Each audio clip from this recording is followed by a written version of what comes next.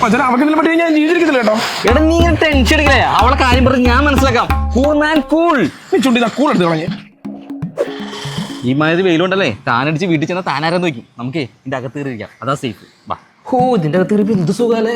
ശരിക്കും പറയും സൂര്യന്റെ ആവശ്യമില്ല, ചന്ദ്രൻ മതി. അതാകുമ്പോ ഇത്ര ചൂടുണ്ടാവൂലടാ. ഫുൾ മൂൺ മതിടാ. ഫുൾ മൂണിന് നീ ഉണ്ടല്ല ഇങ്ങനെ നാൻ കടിക്കണതേ ക്രിമിശല്യം ഉള്ളതുകൊണ്ടാ. എനിക്ക് ക്രീമിയൊന്നും ഇല്ല. ഉണ്ട് സാർ, ക്രീമി ആയിട്ട് നല്ല ക്രീം ഉണ്ട് സാർ. എടുക്കട്ടെ? വേണ്ട, പറയാം. ഒരാളോട് വരാനുണ്ട്. Okay sir.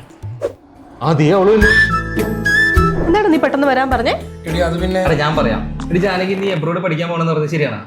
എടി ഇപ്പൊ അവിടെ എന്തൊക്കെ നടക്കണേന്ന് പറഞ്ഞിട്ടാണ് നീ അങ്ങോട്ട് പോണേ. കഴിഞ്ഞ ദിവസം തന്നെ എന്റെ ഒരു കൂട്ടുകാരൻ ഓസ്ട്രേലിയക്ക് പോയതാ. ഇപ്പൊ ചെവിയില്ലാതെ അവിടെ വന്നിരിക്കുന്നുണ്ട്. അവനെ കങ്കാര് കടിച്ചെന്ന്. കങ്കാരോ? ആ എടി, ഈ പാർക്കിന്റെ ഒക്കെ ഫ്രണ്ടിൽ വേസ്റ്റ് ഇടാൻ വയ്ക്കണ കങ്കാരു ഇല്ലേ, വേസ്റ്റ് ബിൻ പോലത്തെ. അതാണ് വിചാരിച്ച് ഒറിജിനൽ കങ്കാരിന് തൊട്ടിട്ട് കച്ചറ വാരിയിട്ട് ഒന്നും നോക്കില്ല. കുഞ്ഞു കങ്കാര് അവന്റെ ചെവി കടിച്ചിട്ട് ഒറ്റ പോക്കാ. പോവണ്ടെന്ന് എത്ര പ്രാവശ്യം പറഞ്ഞാന്നോ, കേട്ടില്ല.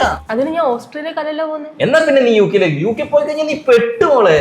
എന്റെ ഏട്ടൻ UK-ലാണല്ലോ, അവിടെ ഒരു പ്രോബ്ലവും ഇല്ല. അത് മാത്രല്ല ഞാൻ പോകുന്ന സിംഗപ്പൂരിലോട്ടാ. അതും എന്റെ ഏട്ടൻ പോയ അതേ ഏവിയസ് അക്കാദമി പോയി. അവിടുന്ന് UK, ജർമ്മനി, ഓസ്ട്രേലിയ ഇവിടെ ഒന്നും പോകുന്നവർക്ക് ഒരു പ്രോബ്ലവും ഇല്ല. നീ നിങ്ങളായിട്ട് ഉണ്ടാക്കാതിരുന്നാ മതി. ഇത് പറയാനാണ് നീ എന്നെ വിളിപ്പിച്ചത്? അത് ഈ പൊട്ടന്റെ വാക്കും കേട്ട്. നാളെ 9 മണിക്കാ ഫ്ലൈറ്റ്. പറ്റുവാണെങ്കിൽ വാ, ഞാൻ പോവാ.